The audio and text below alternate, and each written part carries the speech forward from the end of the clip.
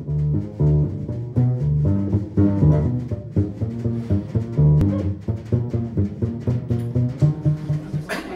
everyone. Welcome to tonight's meeting of the New York Technology Council, our second event in the fall series. First one kicked off earlier this week. Tonight's event should be very interesting, the future of interactive marketing. We've got a great panel and a great moderator, so look forward to that. Let me start, though, by telling you a little bit about us. We're the New York Technology Council. We're a nonprofit. We focus on four things. First is education. Networking is an important part of what we do. We're also very active in the New York technology community. And the fourth thing we do is advocacy. Let me thank our annual sponsors. It may sound trite, but without them, we wouldn't be here. And as I mentioned, we'd like to thank Anchin for use of this space. And with this, I'll introduce Michael Shine, who's organizing a series of events for us. He's been active in NYTEC for a long time now, and we're delighted that you added this new role, and so thank you. Thank you, Eric. And thank all of you for coming to the first in our series of panels about interactive marketing. We're really excited to get this going. You know, some of you may have noticed that over the last decade and a half, what's worked in sales and marketing has changed quite a bit. Obviously because of the internet, and luckily, you know, a lot of people in the digital marketing space have stepped into the gap with a bunch of innovative things that they're doing that's changing day by day. And it's really important to understand some of what's going on in the digital marketing space to compete today. So today we're focusing on structure or serendipity. Where is the future of interactive marketing headed? You know, there are two schools of thought right now in interactive marketing, and there's two of many, and there's a bit of a push and pull between them. You know, there are the structure people, as I call them, people who are emphasizing processes and systems and procedures in interactive marketing. And then there are the serendipity people, companies and people who fall into the camp where they see the internet as just this wide open ecosystem that's very quick moving and that is very expansive and allows for random forces to take hold and emphasize finding them and acting upon them. So what we want you to walk away with tonight are a couple of things. You know, we've brought three of the, really top practitioners who both emphasize sort of structure and or serendipity in their digital marketing or interactive marketing efforts. And we'd like you to walk away with some of the pros and cons of both approaches and where they intersect. Maybe even more importantly, we'd like you to walk away with at least a few concrete takeaways that you can go home and at least dip your toes into trying when you get back to the office to bring some exposure to your own company online. So the way we're going to structure the event tonight is that everybody will present for 10 minutes. Then we'll do a little bit of Q&A up here, a bit of housekeeping. James may have to leave a little bit early. So when we do the audience Q&A after the panel discussion, he would probably be the one to ask your questions to first if you've got them. So I do want to introduce everybody, and I want to tell you a little bit about who you're going to be listening to tonight. And this group of people, and I say this without exaggeration, have had very robust and varied careers. Very difficult to pick what elements to talk about in introducing them. So I picked some highlights. James Pursley is the co-founder of the viral video marketing agency ThinkModo. He is doing phenomenal work. I can say that personally, but if you don't trust me, Advertising Age just voted his company one of the top 50 most creative agencies of 2013. He is all over the media. He's on the Today Show quite a bit. He's been in the New York Times, CNN, BBC, NPR, and he used to produce the parody commercials for Saturday Night Live, which is my favorite bit of his background. So, Blair Singer. Blair, raise your hand. All right, and that's James right there. Blair is at the core a playwright and television writer, and he has either proactively or been swept into this world of interactive marketing and has really found a foothold in that. He's written for shows including Weeds, which I am a big personal fan of, The Book of Daniel, Monk, Beauty and the Beast. Beauty and the Beast is one of the reasons he's here tonight, because he took over their interactive marketing initiative, and it was very, very successful. The initiative won a number of awards. He also ran Lonely Girl 15. Is anyone familiar with Lonely Girl 15? Yeah, which was a web series. It was a faux reality web series that got a lot of buzz a few years back, and also used product integration, which was very, very unique at the time. And he's just involved in a variety of interactive marketing initiatives, and he has been since then. Adam Melson, he is with Sear Interactive. They are one of Philly's most prominent search marketing companies, or digital marketing, because has anyone heard of Google's recent change with keywords this week? You can no longer find out what keywords you're ranking for. So we're all more digital marketers than search marketers now. But Adam has done amazing work. He's achieved #1 rankings for a wide variety of clients, startups, Fortune 100 companies. His work's been featured in G4, Kotaku, Seagate. Also, as part of a web initiative, this is kind of fun, he launched the first national holiday for adult toys in existence, and it actually resulted in the client doubling their email list in a single day. So, and oh, I should probably talk about myself. I am Michael Schein, the founder and principal of Michael Schein Communications. We have created, I'm going to be playing 2 roles tonight. I will be presenting, and I'll also be moderating. We are the creators of a process called content casting, which basically arms businesses to create their own online content in a way that drives a steady stream of business to their company. We've created content or overseen content for eBay, LinkedIn, Avectra, Citrix, Interneer. I got my start at the company that produced pop-up video, and I am the author of a book called Teenage Roadhogs with Macmillan. So without further ado, I am going to give the microphone to James, and let's hear what he has to say for 10 minutes. Thanks a lot.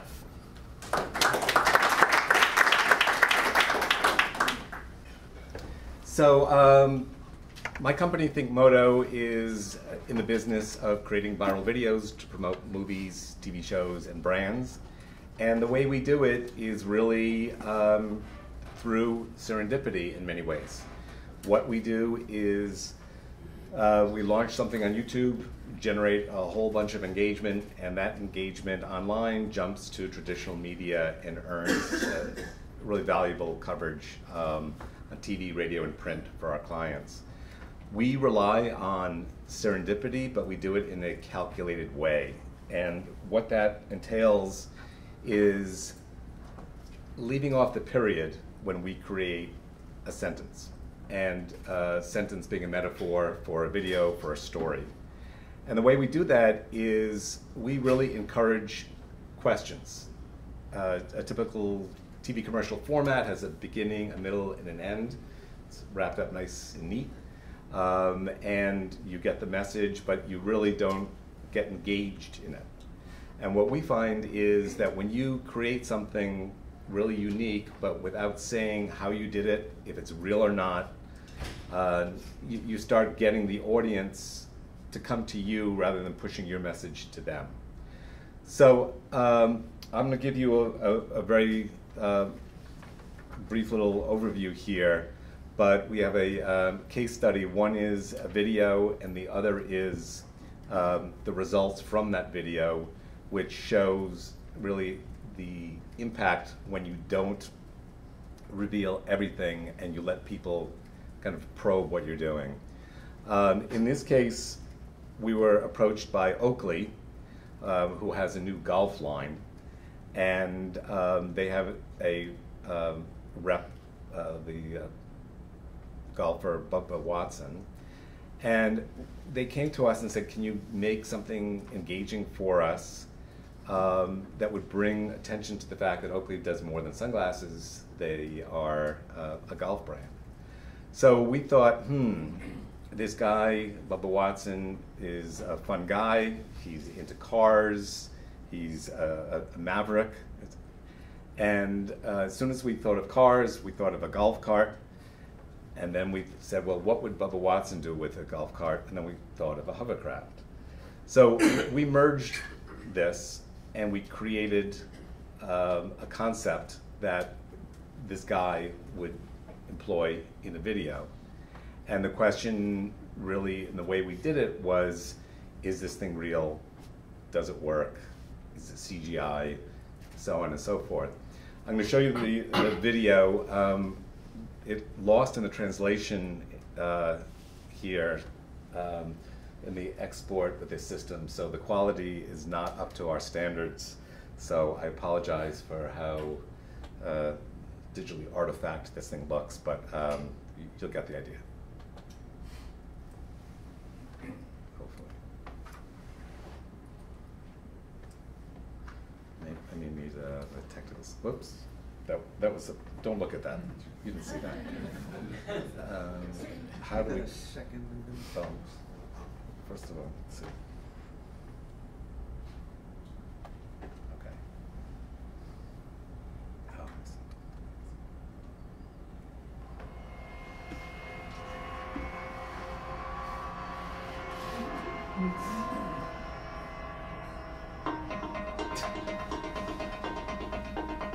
Oh, Bubba Watson had this really nifty idea for improving some of the limitations of existing golf carts. Golf carts have looked the same, they've been the same. You gotta stay 30 yards from the green, you gotta stay on the cart path when it's raining. But let's have fun. Let's go through the water hazard, come off the other side right by the green, put your ball in the hole, and then you can drive back across the water hazard. And who doesn't want to do that?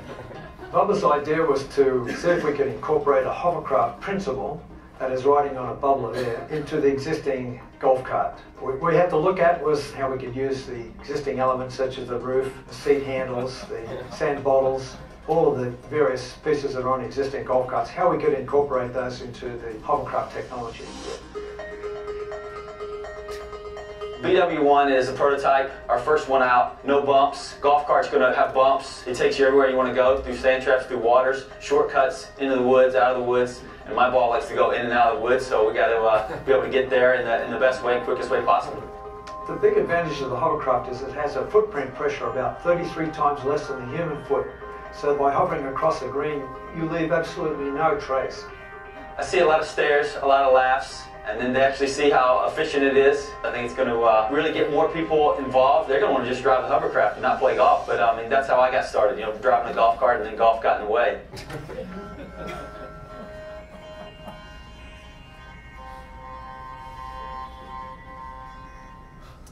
So here was the media reaction to this.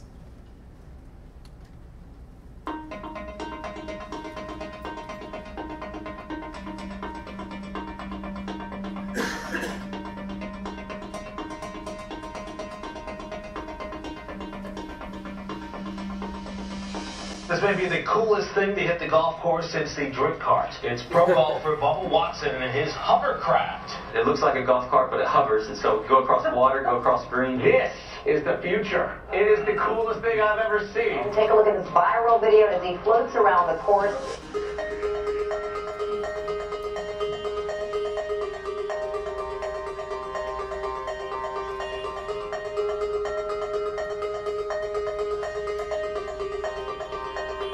A pro golfer is getting together with Oakley to help spice up the sport a little bit. It may not improve your golf game, but it could make it a lot more fun. A new video shows Masters champion Bubba Watson in a hovercraft golf cart. What you see here is the BW1 prototype he's been working on with Oakley. Pro golfer Bubba Watson and the Oakley Corporation built a golf cart. Well, this is actually the coolest thing I've ever seen in golf, and there's no close second. Isn't that awesome? You can go right over the lake. I want one. This thing is so awesome. This has to be the coolest sports innovation of the year.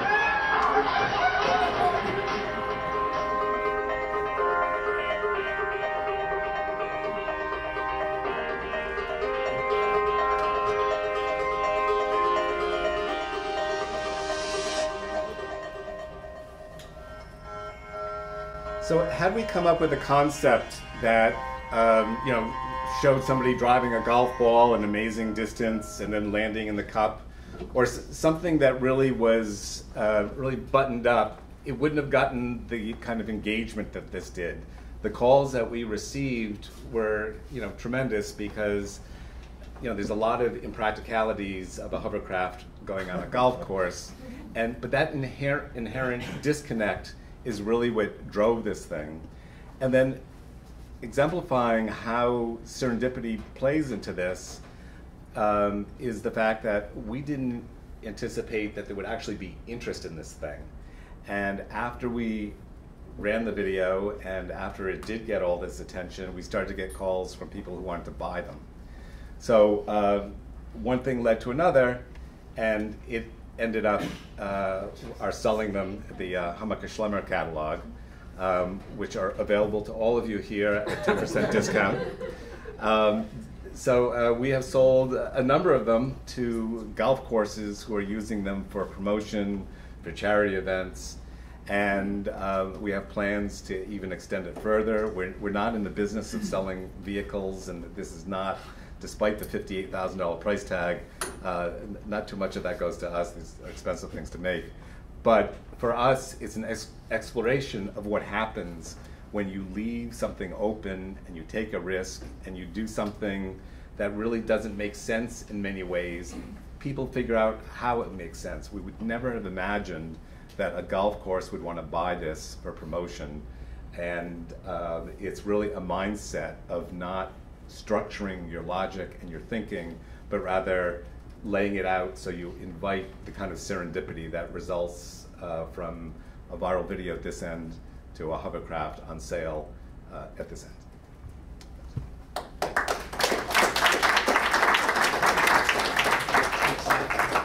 Thank you so much, James. Next is Blair Singer.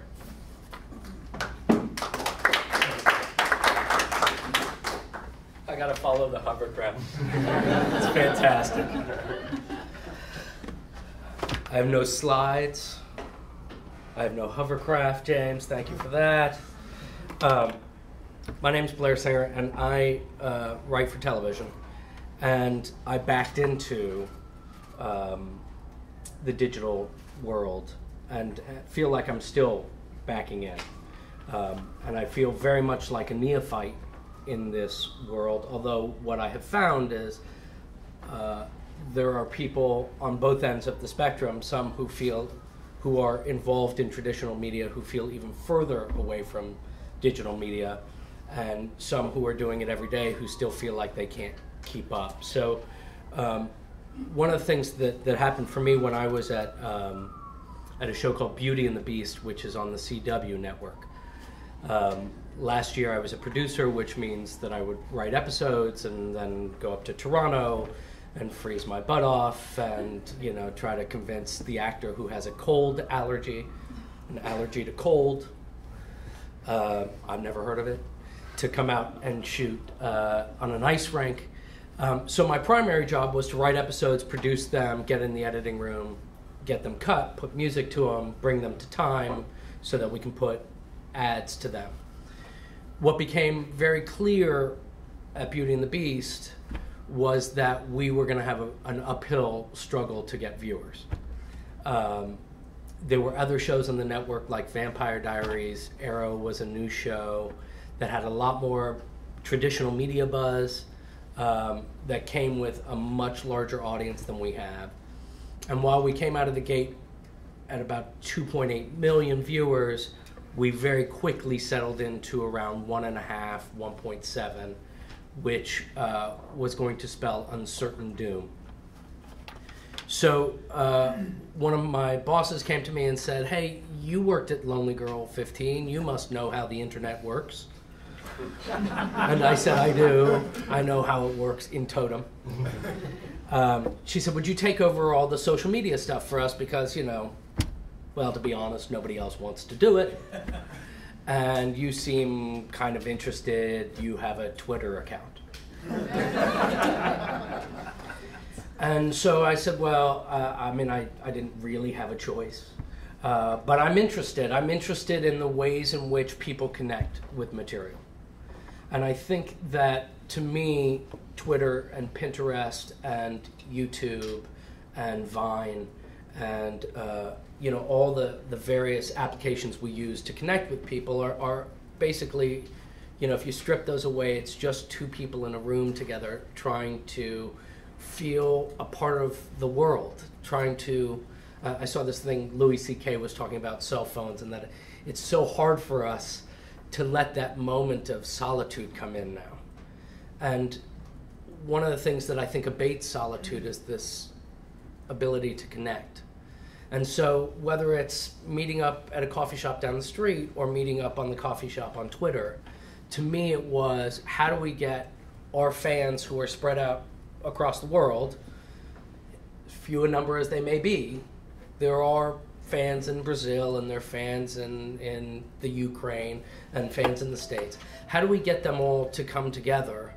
And what will happen when we get them together? Can we sort of send them back out? Can we unify them and then send them back out to grow our numbers on the traditional media side so that we'd have a job the following year?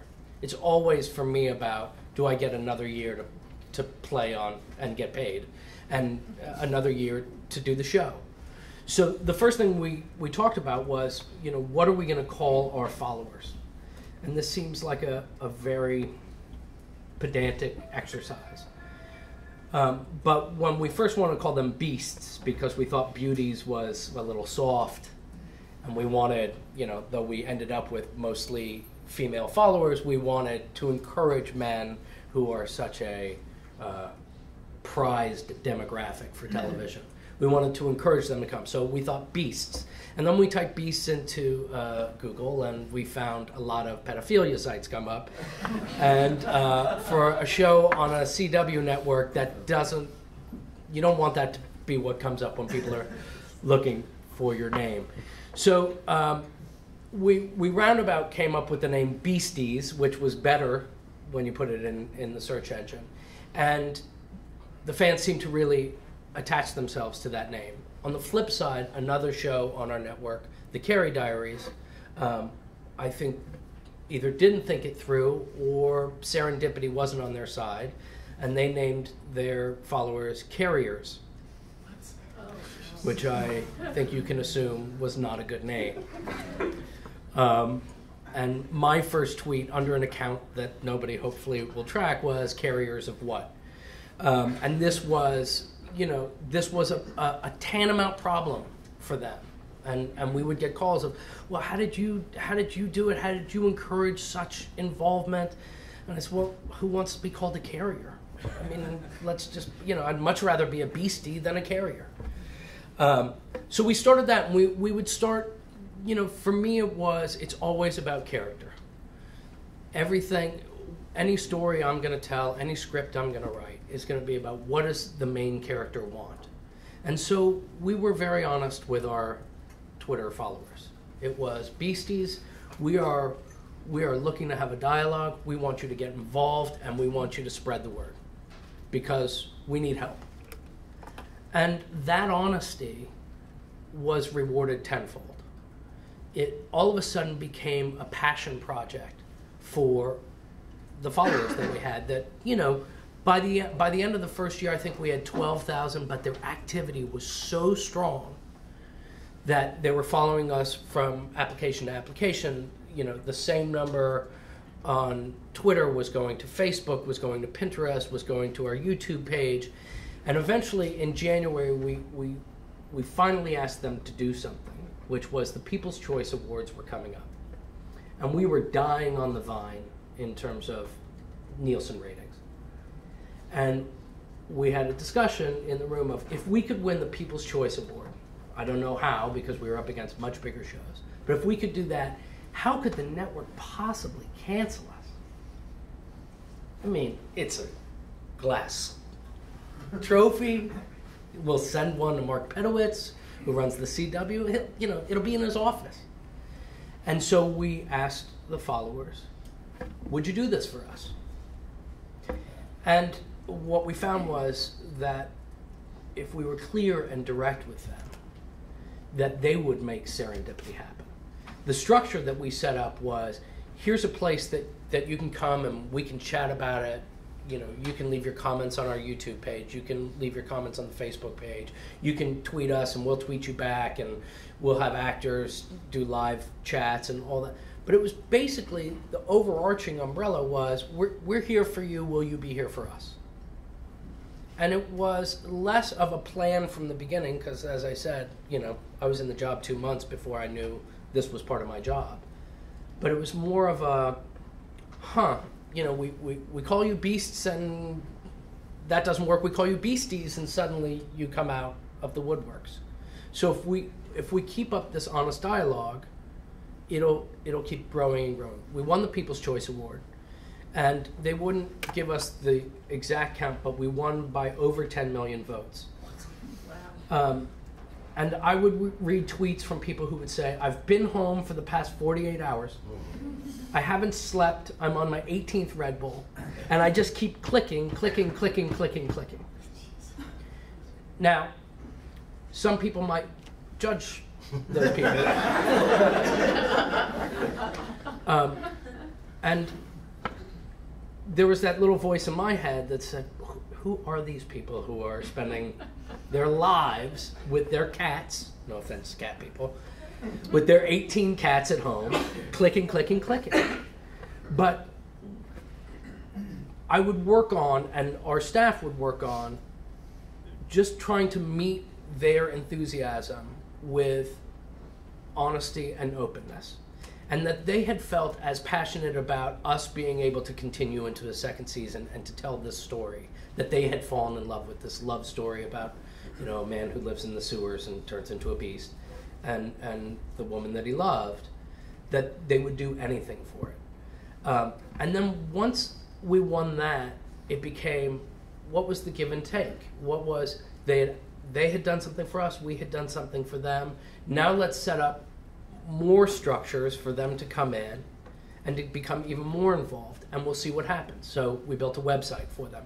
It is the most primal website. You'd all probably laugh me out of a room, but what it did was, it was just a vehicle for content. And then we brought all the fan sites together on one page, and we said, you may know about Bob's Beauty and the Beast page over here, Jenny's got one over here, you guys should meet. We think you'll like each other. And they would meet on Twitter, and suddenly it became much bigger than anything we could ever do. And we would keep going back to this idea of, what's our voice? What's the voice that we want to continue to convey? And it was always a non-judgmental, honest. If we wanted something, if we needed something, we'd ask. And sometimes it would happen and sometimes it wouldn't. Sometimes we'd ask for big ratings on Thursday. And sometimes we'd get them and sometimes we wouldn't. But it was always a dialogue between them. I feel like when Michael and I had talked about this idea of structure or serendipity, the structure for us was setting up an arena where people could take ownership of it. We didn't know if they would. We didn't know if they were interested. But we knew that if we put things out in the world, we could move fast on the things that they liked and pretend that the things that they didn't like, we never put out there. And it was constantly moving of, oh, they responded to this, let's get, they wanted a Harlem Shake video. The meme had been gone for months. I mean, months. And I remember we put it up, and there was some article that said, these Beauty and the Beast people are desperate for ratings, that they're doing a Harlem Shake video. But the core fans loved it and shared it, and it helped their Twitter party. They started organizing Twitter parties, and it drove up the ratings incrementally, but enough so that when season 2 was on the table, Mark Pedowitz could go to his bosses at CBS and say, there's a lot of passion. The numbers are right in the middle, but there's a People's Choice Award, and there's ownership from the core fans. And the show got picked up for a second season. So I think for me, the lesson I took was, be candid. If you're gonna sell somebody something, tell them. Tell them you're selling it to them. Tell them what you're offering in return. And they'll either, if they buy it, then everybody's satisfied. If they don't buy it, offer them something else. Keep offering them things until they start buying.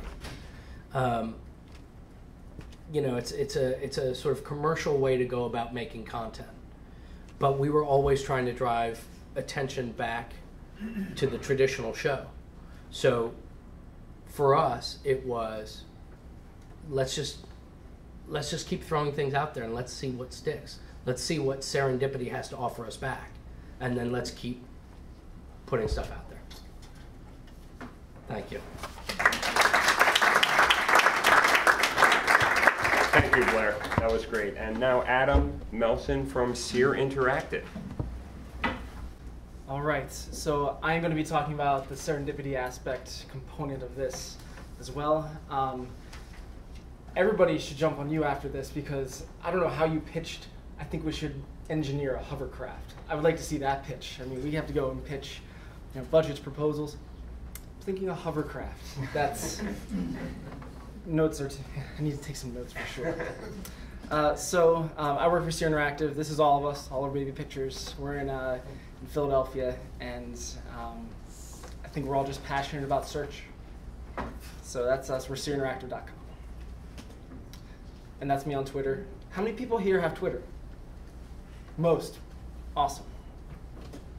So we're talking about serendipity and just the right place, the right time, the happenstance. And I think it's a little bit more than that. And I am a cat person, so I don't have 18, I have 2.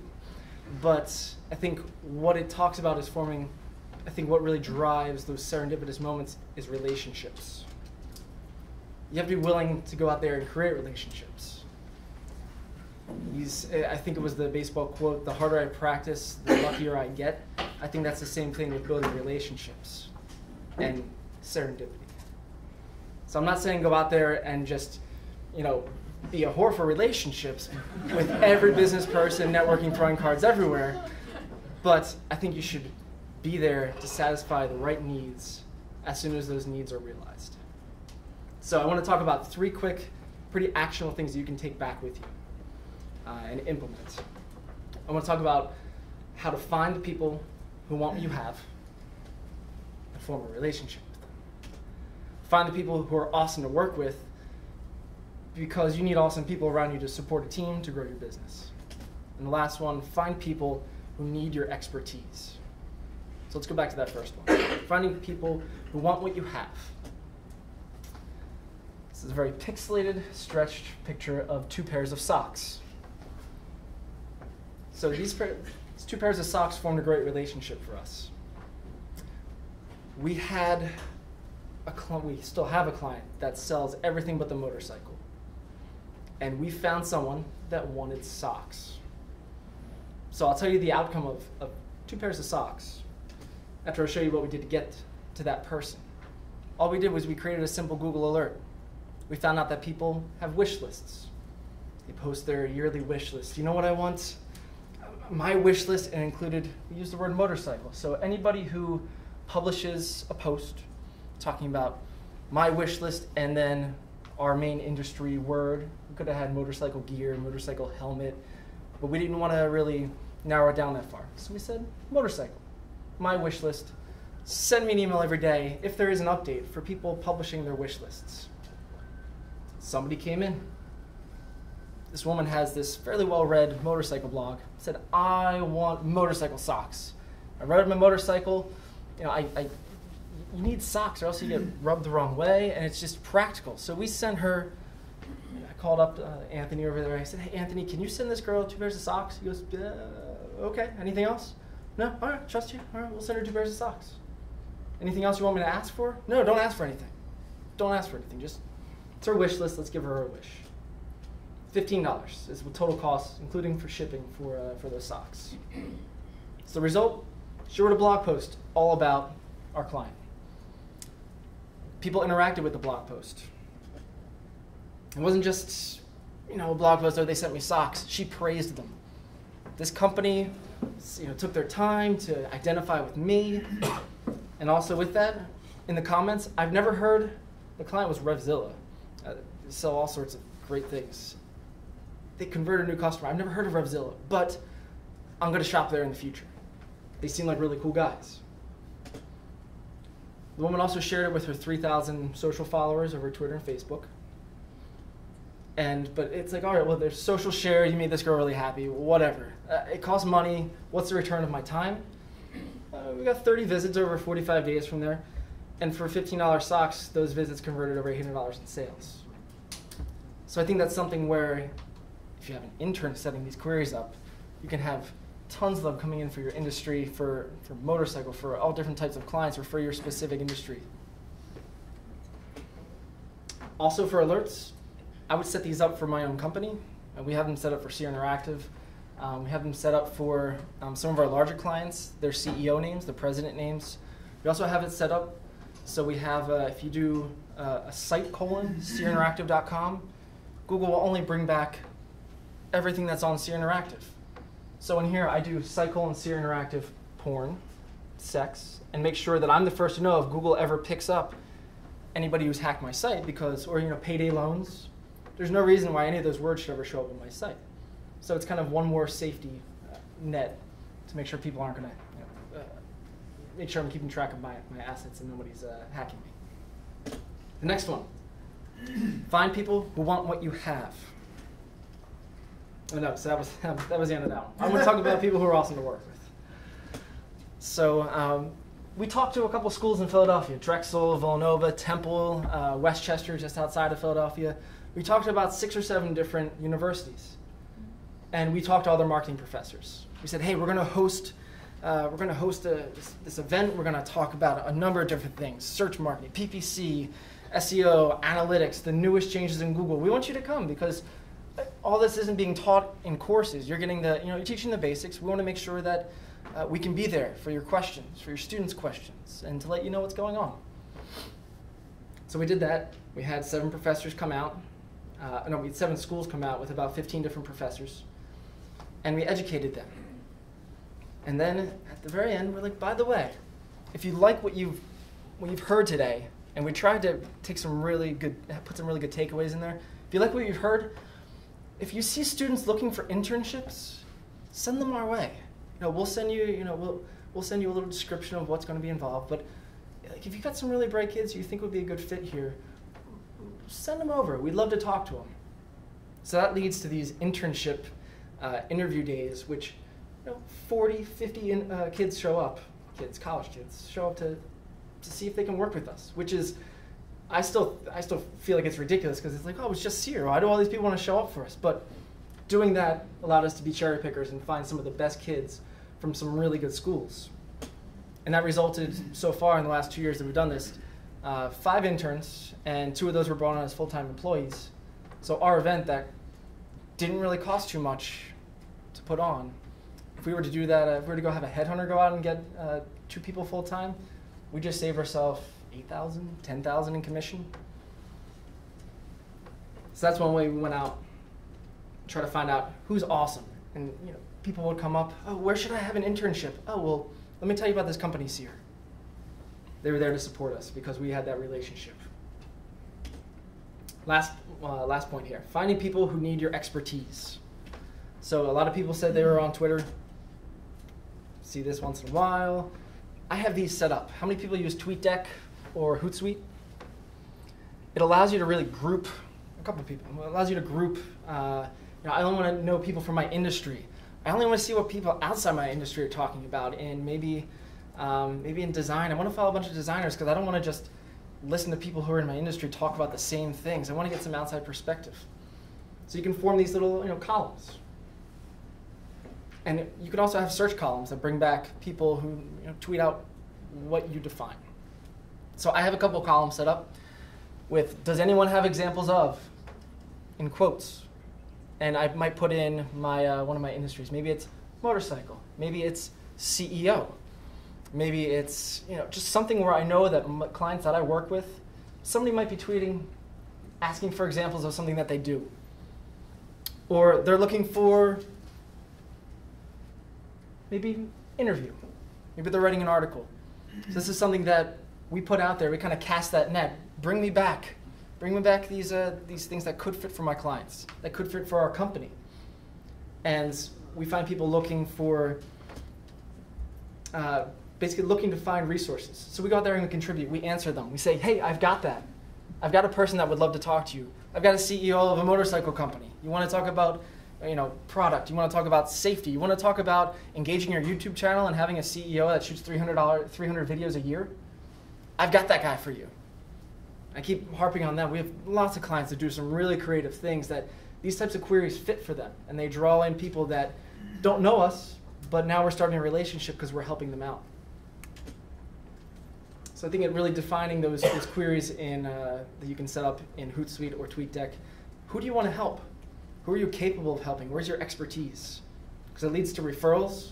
Some of the people that we've helped there, it's led to a lot of press coverage, and also just building a positive image. You're not this high in a castle company. You're this company that responds to people on Twitter. You interact with them. You form relationships.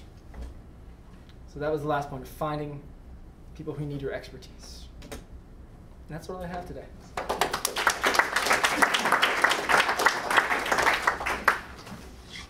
So since everyone decided to come out to a panel about interactive digital marketing, I wanted to spend a little time talking about the 1960s.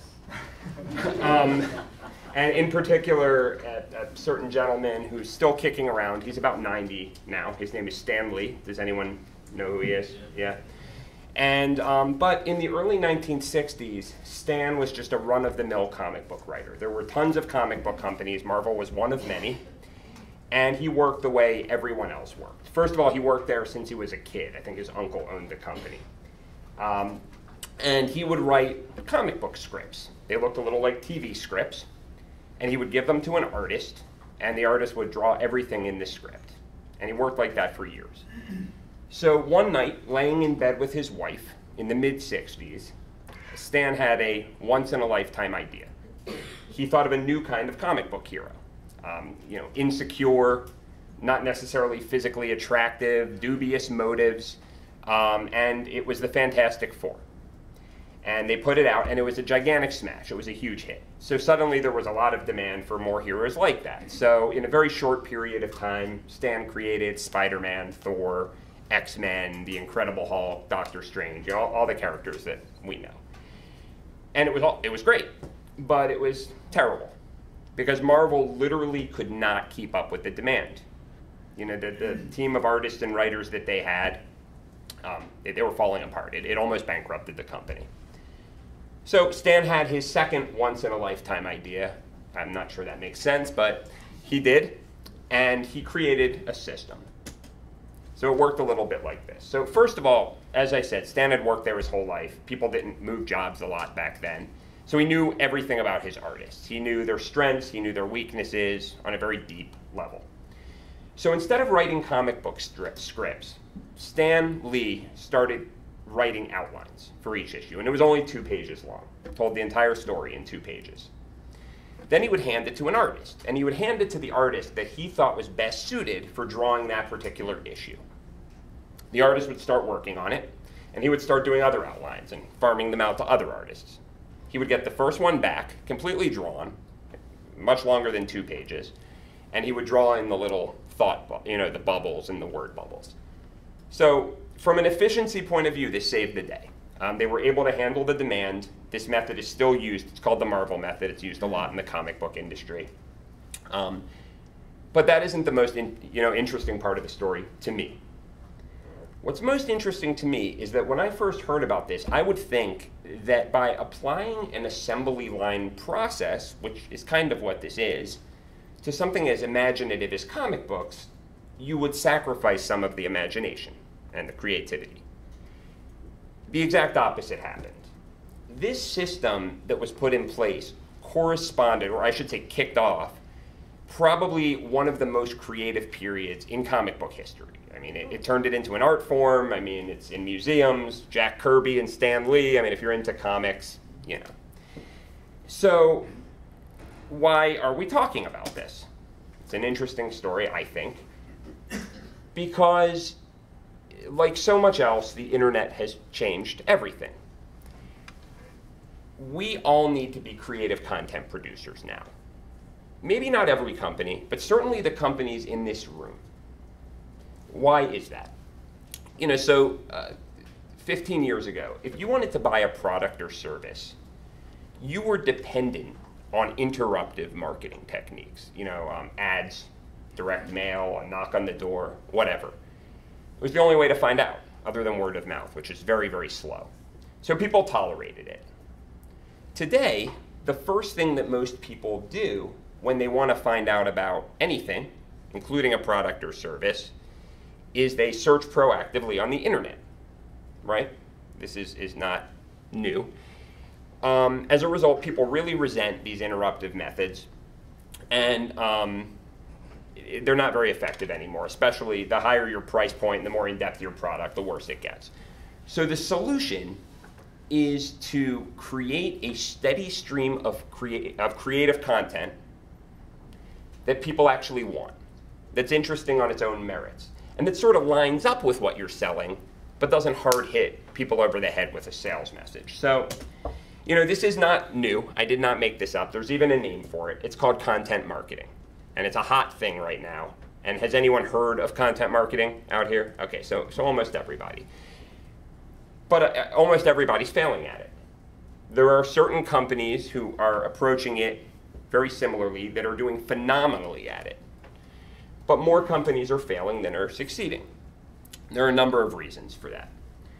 A few are, you know, one is that a lot of times people just, you know, say, oh, we got to have a blog, content marketing. So they start throwing up blog posts just kind of willy-nilly. No story. We talked a lot about story. No strategy. Falls apart.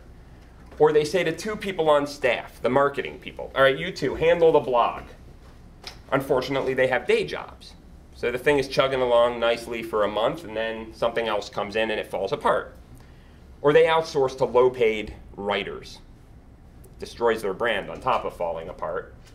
Or they hire very expensive copywriters, but the amount of content that's needed is, you need to produce a lot of it, and it needs to be very regular. And the better you do, the more content you need. So it becomes a prohibitively high expense, even for very big companies. So how do you solve this problem? Well, I would argue very strongly that you should be taking a page out of Stan Lee's book and creating systems to create creative content on a regular basis in a way, you know, that can be done systematically without breaking the bank or overloading your staff. And you shouldn't be looking at other blogs, maybe a little bit. But there are people out there and companies out there who have been producing creative content week after week and get people to plunk down money for it without fail. Supermarket checkout magazines and the like. They are in the business of capturing eyeballs. It is not an accident that, you know, 15 sex tips guaranteed to please your man. There's probably a variation of that every week in Cosmo. Is that right? Are people bored of it? It works. It is a structure, a headline structure that works. And there are plenty of them out there. There are ways that a piece can be organized.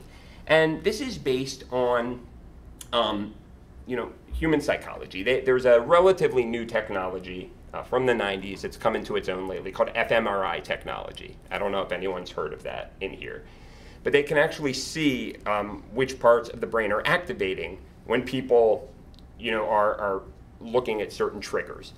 And people across cultures, from person to person, they respond to the same stories and the same triggers time and time again. So there are structures that work. What we also need to build, though, is people structures.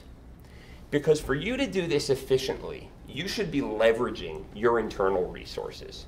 And actually, Seer Interactive does this wonderfully. And they're able to do it because they know the internet world, the digital world so well. But everyone at that company blogs, and they are not professional writers, and they do it very well. And it's a very popular blog. Because the thing about digital content is that it doesn't have to be polished. In fact, it shouldn't always be polished. With all due respect to James' videos, and they're tremendous, there are some viral videos that were filmed in someone's garage, you know, or basement, right? So it doesn't have to be polished, although polished is good in some circumstances. But what it can never be, and what James' content never is boring. And that's why you need the right structures. But you need to be looking at your people and finding out what their strengths are and how you can match them up with the right content so that everyone is contributing a little to create a very big aggregate, you know, result. Again, don't reinvent the wheel. There's a profession, a number of professions that are brilliant at drawing out people's unique traits and matching them up with creative content. They have scientific processes, and this is probably a field that Blair knows something about. In the past, they were a little less scientific, although it was all up here, systems.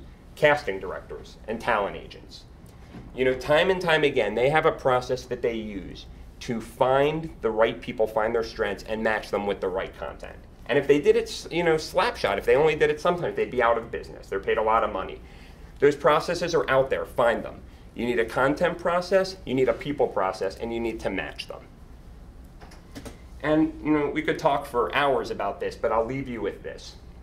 So every building in the world uses the same engineering principles to build, right?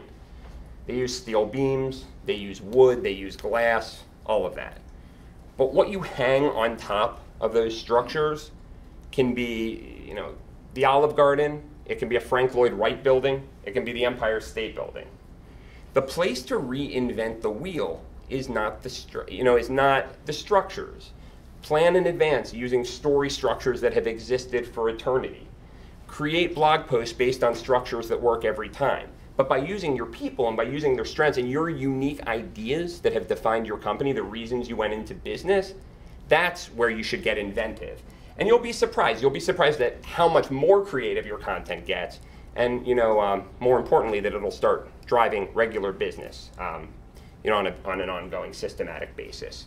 So with that, I'm going to start a little bit of Q&A up here. We're going to keep it relatively short because I want to spend a lot of time with you folks. I'm going to just get some water real quickly.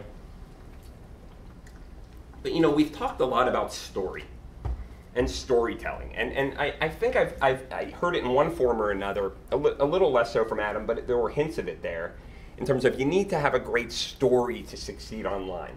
So, you know, why is that so important? And when we talk about story, do we talk about it in the traditional sense of the 3-act structure, or does it mean something else entirely? And I'd love you all to give your feedback on that, or even just part of it. Well, I'll start. I think the story, and you alluded to it, because we're all content creators, is a story that we complete ourselves. So by creating scenarios online, we get all of us engaged by actually being part of that story. And it's great to be read too, but it's also great to write. And I think what's new in this whole new world of ours with online engagement is that we can be part of the storytelling process. That's great. From what I've seen, how many people have seen the Dollar Shave Club video? It's pretty funny, right? What if they had just set up that site with discount razors, $1 a month, sign up here? There's no loyalty, there's no interaction. There's something about that. I watched that video, I immediately signed up. I don't shave. I just buzz every week. But I bought their razors because they sent funny cards with the first one. Oh, you know, I'm gonna keep this going. There's a guy in their warehouse and there's something funny on it. They're like trading cards for their company. Little investment, but they told a big story. They shot a video in their warehouse. But it developed that connection where it's not so much the lowest price or just who shows up. I guess what shows up on these deal sites, but who can really tell a story that engages you and wants you to be a part of it.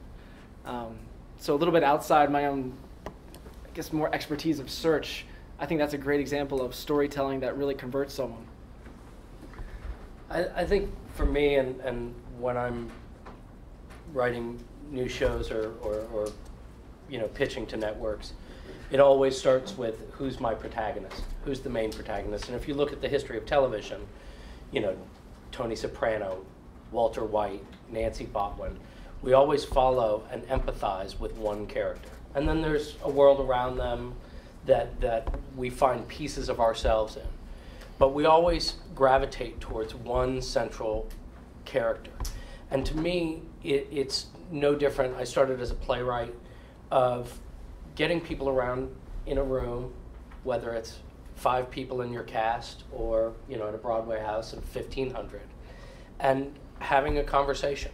The play is the dialogue, but the conversation is really happening between the audience and the players.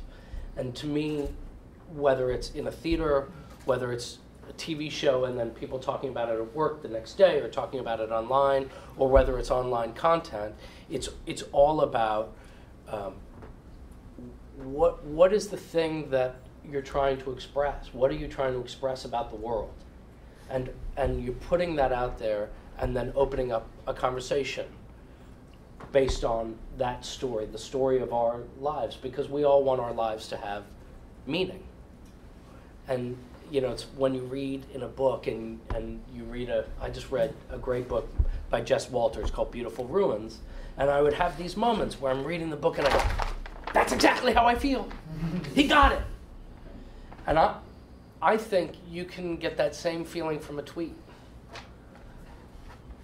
I think, you know, you go to social media to find that connection with somebody. And for what we do, I think you back into it with content. But it's just to open up a dialogue. You know, I mean, I think what's amazing about the hovercraft is the idea is great, the video is great.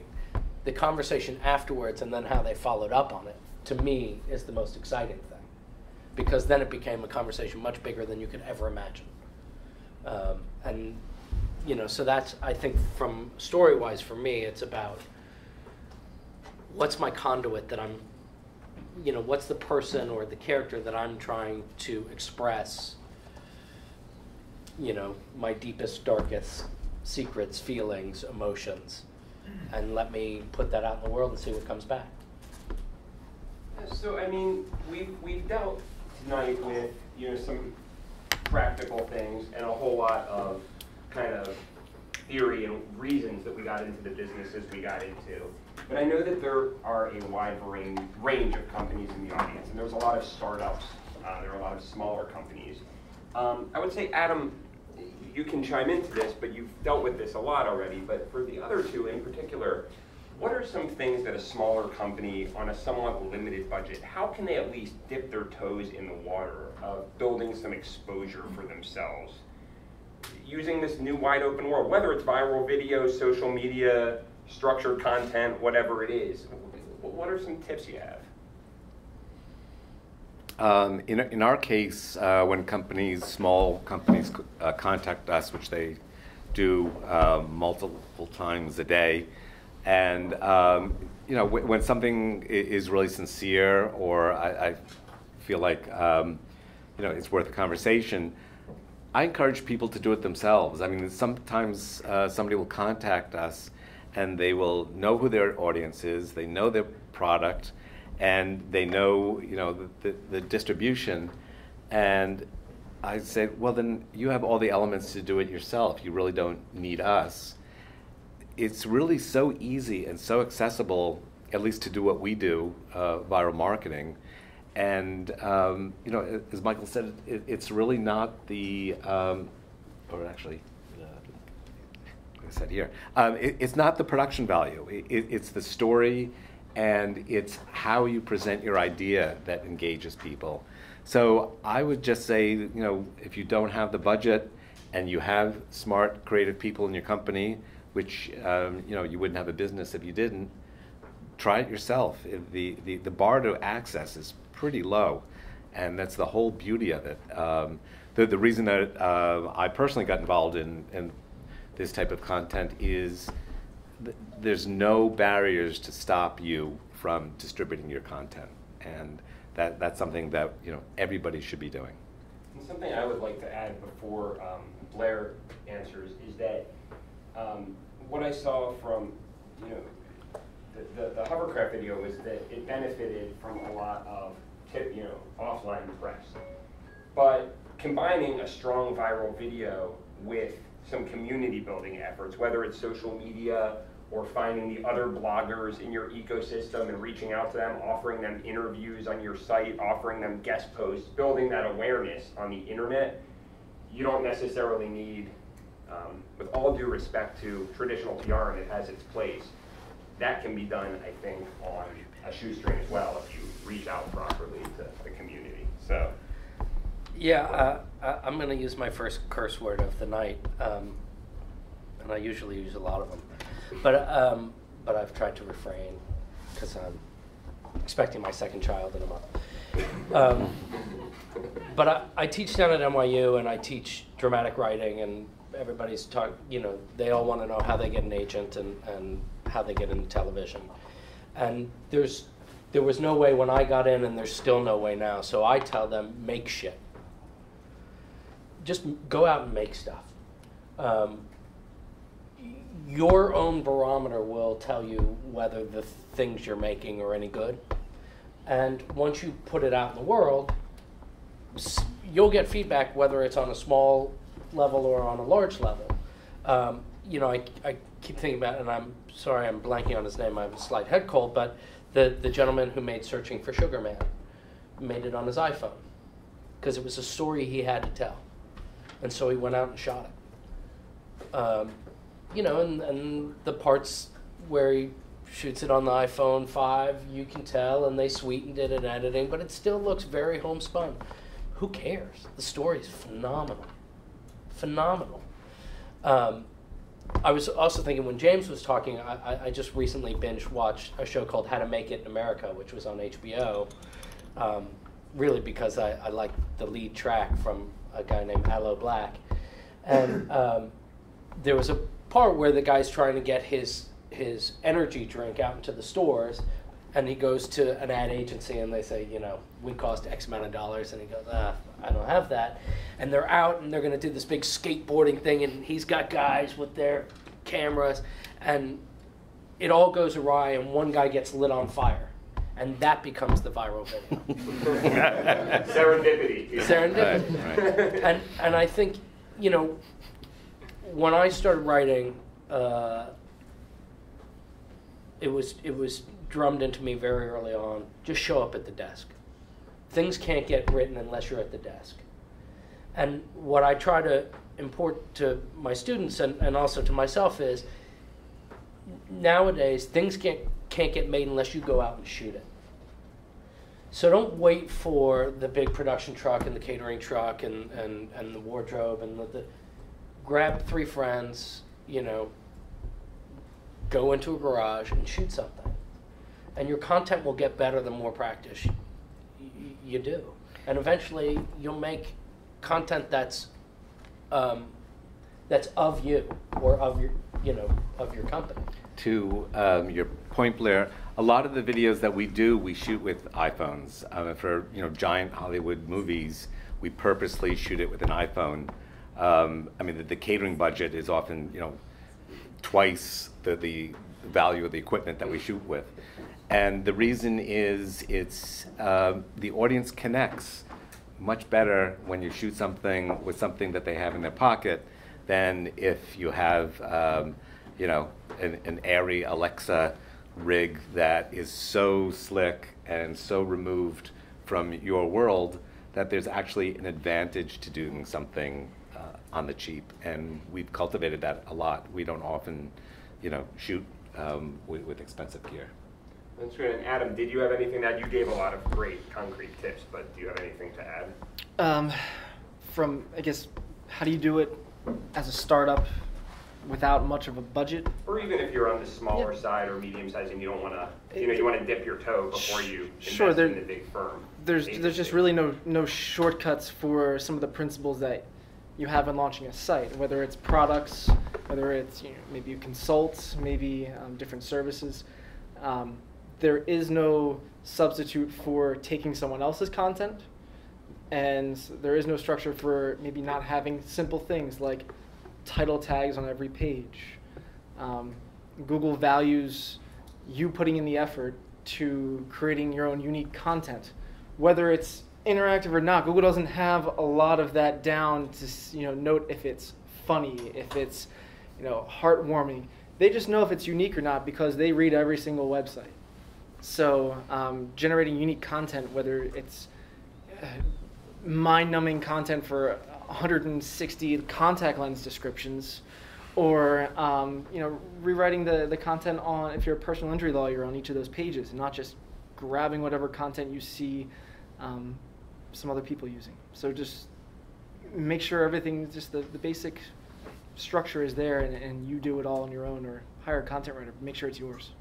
So I want to ask a question to you guys. We can spend some more time with me asking questions, but I'm looking at the time and we have about 20 minutes. Do we want to leave a good amount of time for audience questions? Does that sound right? All right, so let's open it that way. That gentleman there has been raising his hand for a while. So I figured it was like yeah. There's thanks to everybody. It's great to hear. And keep in mind, I'm sorry to interrupt, but keep in mind that James could be leaving early. So if you have a question for him, dare walk out. Yes. I could be leaving too. I've left already. I'm going nowhere. I'll be here all night. My question's actually directed to you specifically. I connected a lot with what you said, is because I started out writing plays and creating shit, and a lot of times shitty shit, and move on to now, producing videos for startups and brands. There's so many interesting shows. I love your term binge watch, because that's how people watch things. I'll talk to my girlfriend and she said, I watched Orange is the New Black this weekend. Right. It's finish it. Are you seeing writers, or even yourself as you're creating for television, creating almost packaged ideas of like, here's what the full 360 experience will be like, here's what it will look like on TV, and along with that, here's our Beauty and the Beast, offline or online content only, our specific story to kind of continue the engagement? Are people pitching? Are you? I don't think, in my assessment, people aren't going in and pitching a 360 view. People are still going in.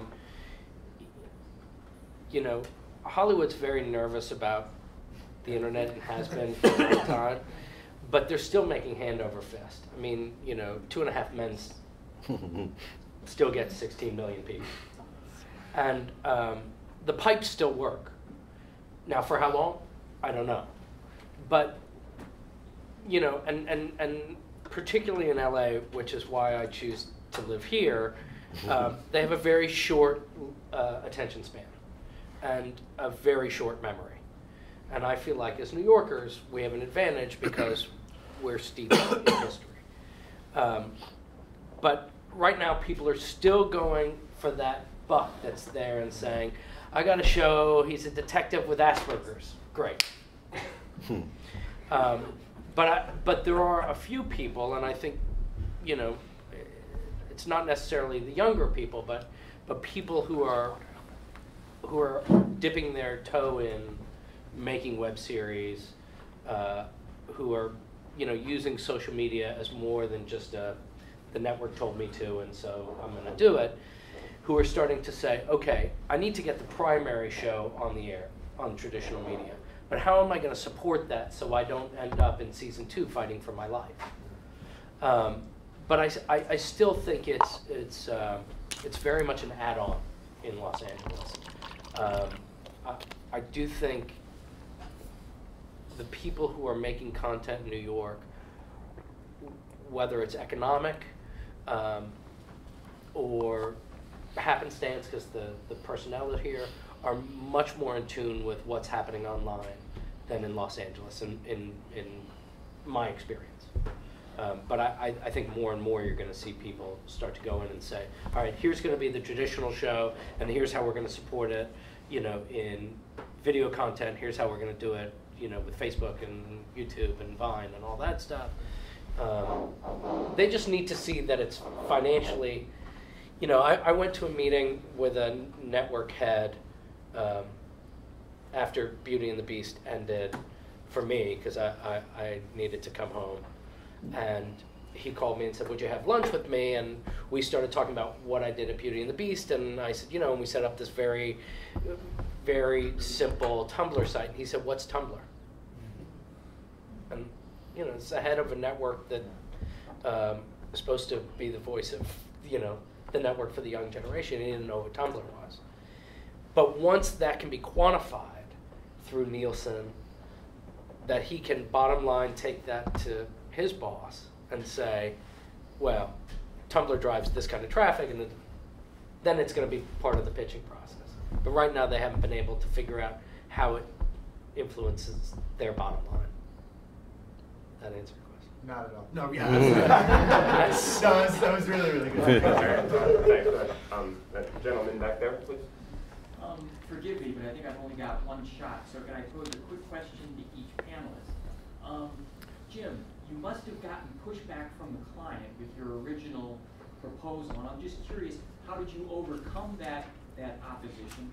And number two, what was the end result for Oakley, the original client? For Adam, what do you think of blog marketing? I mean, I know somebody who's in the business, and they've encountered a lot of difficulties lately, and I'm just wondering if you're seeing the same thing. And Mr. Singer, I guess part of my interaction... Mr. Singer. Thank you for that. My interaction with all this media stuff was through the TV show Lost.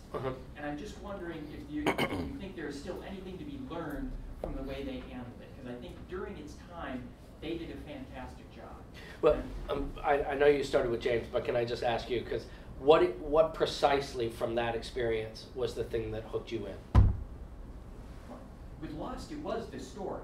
Right. But it was all the other stuff around it, just the interactivity. I mean, I like the podcasts. Right. But, that was just me. I know there was so much other stuff that they did that I thought really worked.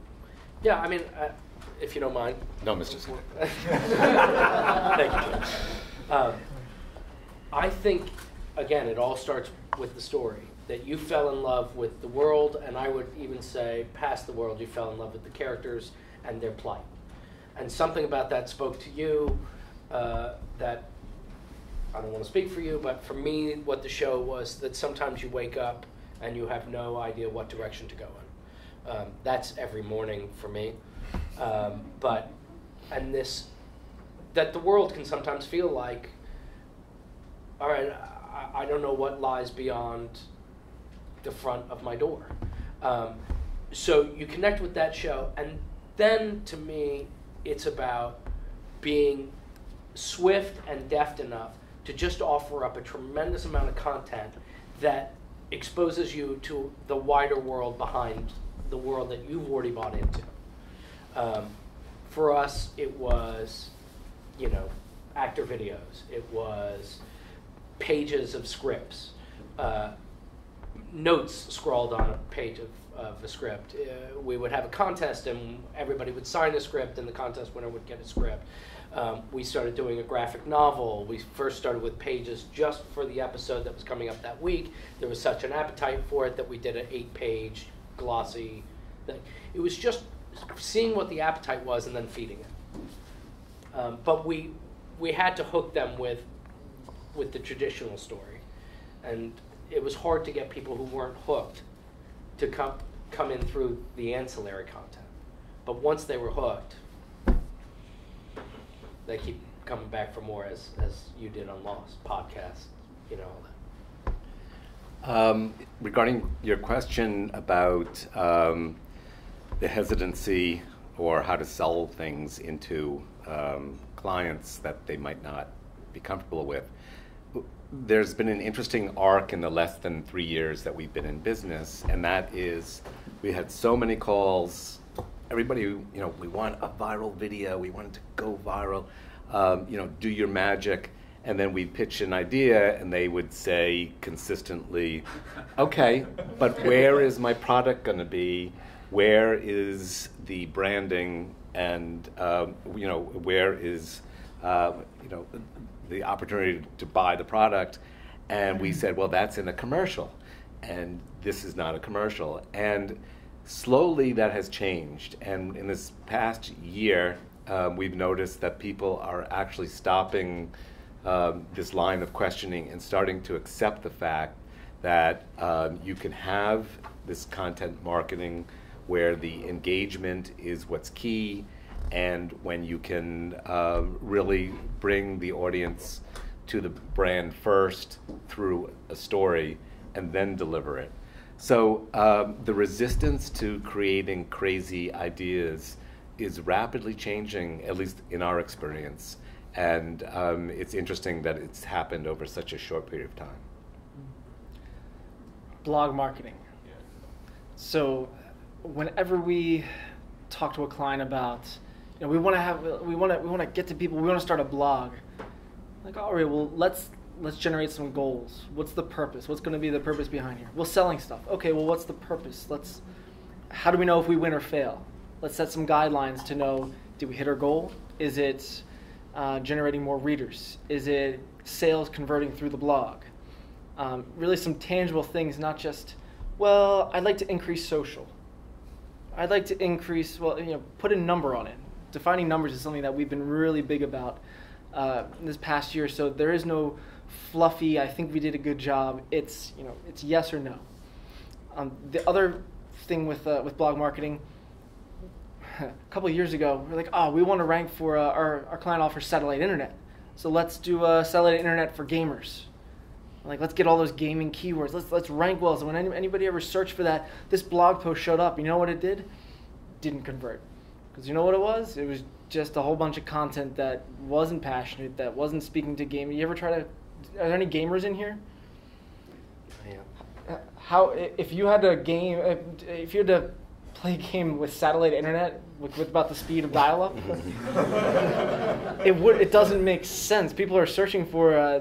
You had to look at the intent of what you were trying to accomplish, and people were searching to find out if it was possible to game with satellite internet. And the definitive answer was right now no. So it didn't really matter. Like, our goal is to rank for that and drive traffic that will never ever convert into a customer, and if they do, they will be a pissed off customer.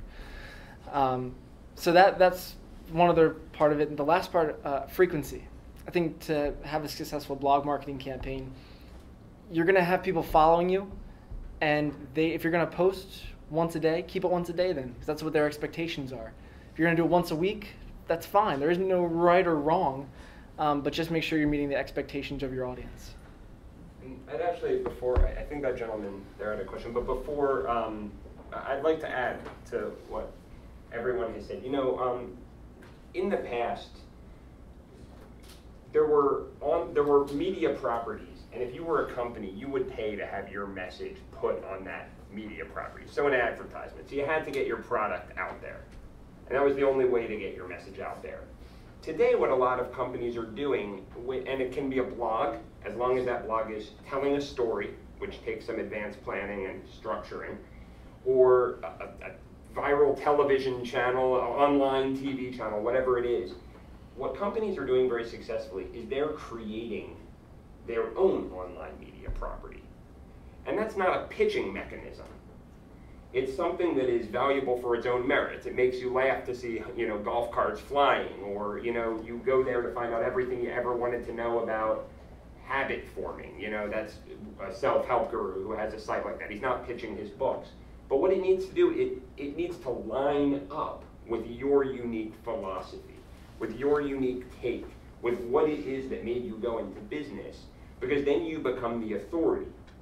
And then when it's time to pitch your product, you've built an audience. So I would say that a great metric, and metrics are different for every campaign, might just be a mailing list. Before you start pitching people, what if you had 20,000 people who raised their hand and said, I like this guy's mindset so much, or this lady's mindset so much, that I have signed up to see more of their content, whether it's a blog post or videos or whatever. And I think that's been a real shift, and one of the most exciting things and effective things that's been going on. People call it content marketing, blog marketing, viral video. But it's really this idea of owning the media property and building an audience. Briefly, one thing that I didn't answer was Oakley's direct marketing, their direct sales site increased 140% within 3 days of the video. And they said that this was their most successful advertising campaign in the history of the company. And that's, it's a pretty big company. And it wasn't an advertisement. Right. All right, so this gentleman right here, please. One of the things that I noticed about different industries when it comes to advertising, television, but it's games, and they kind of get stuck in a mold where initially when they come out, they have a product that everybody's into, you know. And the thing that I see from social media is you get that change almost immediately when fads change, when people's attitudes change and stuff like that. But companies have a tendency to lag behind in reacting to that. So one of the things that I like was mentioned earlier, take from the best. Stan Lee's characters changed as the times changed. And you don't see that. How do you get your companies to refocus and say, okay, now there's a trend change. You know, we gotta do something we gotta do to this, whether it's a television program or whatever, to get the people back into it, to draw them back into it. Because when they change, now the things that drew them initially, they're not gonna be interested anymore, and then the product is worth nothing. I think that, first of all, I think smaller is better with companies. When companies get too big, the inertia for change is really difficult, and there's a lot of, cover your butt and not stick your neck out when you're big, but when you're small, you have to survive by doing that. So I think that companies, no matter what size they are, have to divide up into cells if they are too big, so they have that, garage mentality, and that they can not only react but lead. When we do viral videos, everything we do, we search to make sure that no one's done it before. And rather than reacting, come up with something that nobody has done. And that way you don't have to play catch up or worry about trends. You create your own trend. And easier said than done, granted, but that's the kind of mindset that can kind of transcend what you're talking about. I also think when companies get a little bit larger, people have to hit budgets, so kind of things get lost in that growth. Typically, when we want something done that we know will benefit the company, but also something that you're hiring us to do this for you, we should launch, whatever it is. We send an email that has a figure in there saying for every day we put this off, I think we're losing $4,000. I think in trying to come up with some way of justifying, I think we're losing this amount of money. I know you need to hit that because everybody speaks money. For me in the TV world, it's all good things should end, and they should probably end a year earlier than they do. I think within the TV writer community, one of the shows that we all believe is the pinnacle is The Wire. And David Simon had a 5-year plan. Now, it's not sustainable if you have a business, to start your business and in 5 years get out. But for us, there's an end point to a story. There's the Act 3, and once you're at the end of Act 3 and the final curtains come down, you see a lot of shows that go 2 seasons too long, and I think Breaking Bad is ending perfectly. And it's about being true to the story and to the characters. And so I don't know exactly how that translates to business or to individual businesses. But I know that in our work, it's how long of a life should these people have to tell the story that we set out to tell? And then we should end it maybe a little, David Mamet, we can all argue about his politics, but or not. But he says, get into a scene late and get out early. and I subscribe to that theory of writing. Nothing really interesting happens in the beginning of, when I met Adam here, we exchanged our name. It was only in the middle of the conversation that, we started swapping contractor stories and really getting to know each other. The ends of things are not so interesting.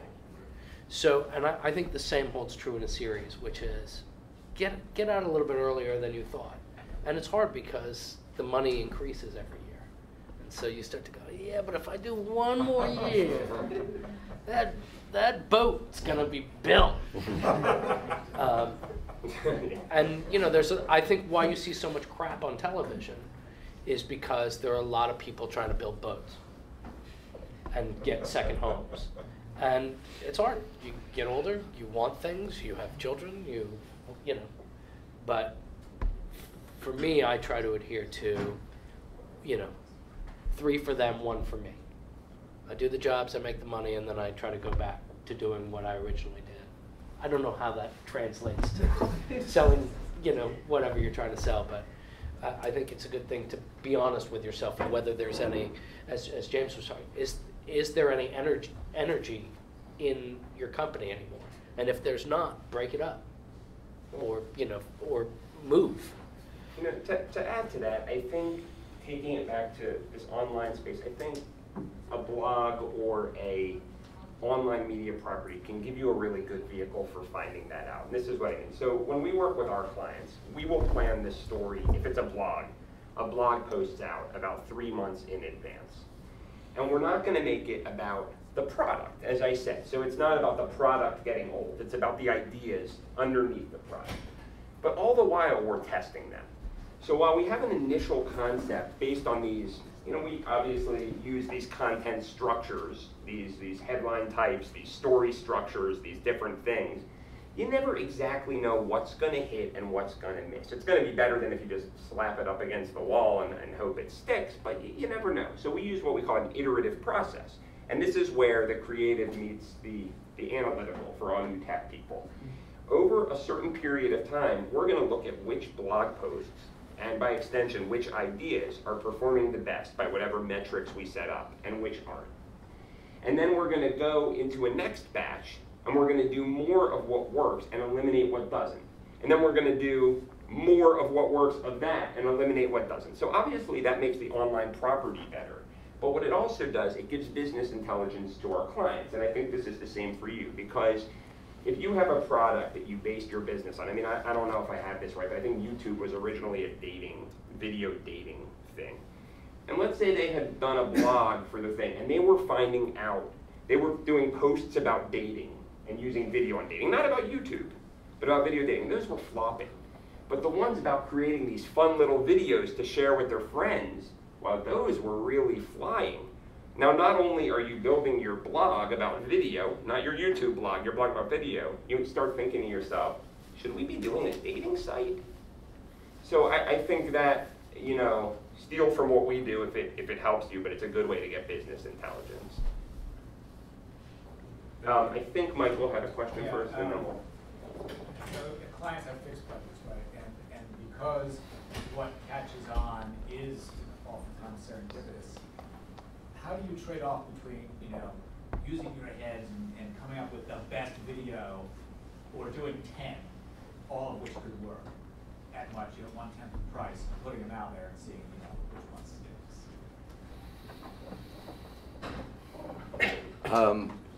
sticks? In our case, we put so much effort into one that we couldn't conceive really of doing a large quantity. As a small business, we will only do projects that we know will work, and therefore we tell the client that if we don't think this is going to work, we're not going to. So none of your videos have not worked? So far, that's correct. But our business plan is we will not do a project that will not work, because the growth of our company depends upon showing results. And since we don't buy media, we have to show our track record of increased effectiveness. And we also tell companies we don't promise one view, which we don't, because anybody who does promise a view has bought them, and our views are all organic. So it's kind of up to us to make sure that the concept, the execution, and the strategy is such that this one video will deliver a grand slam, versus doing, covering our bets by doing a series of them, most of which may fail. So we kind of go for the fences with one. I believe you had a question, and here, and it's 8 o'clock. I know some people may have to leave. In talking to Alice and Eric, we those of us who can stay are willing to stay around and answer a few more questions. Do we want to stop it at 8 and mingle after that, or do we want to take it a little bit longer? A little bit longer, okay. And anyone, panelists or audience, are free to, leave. So, my question to James is that it seems that you're changing behavior on the part of your client. I was just wondering, after hovercraft, where do you go with Oakley? I mean, do they then expect you to come out with, and it sort of segues from the question before, do they then expect you to come out with another viral video that's going to hit all of those? Or do you then suggest perhaps something else? That is a very good question, because you can be a victim of your own success. And internal politics are such in companies that if you attain this bar and you're the executive behind something, is it in my best interest to do another one where it may be here? And they are still benefiting from the halo effect of this.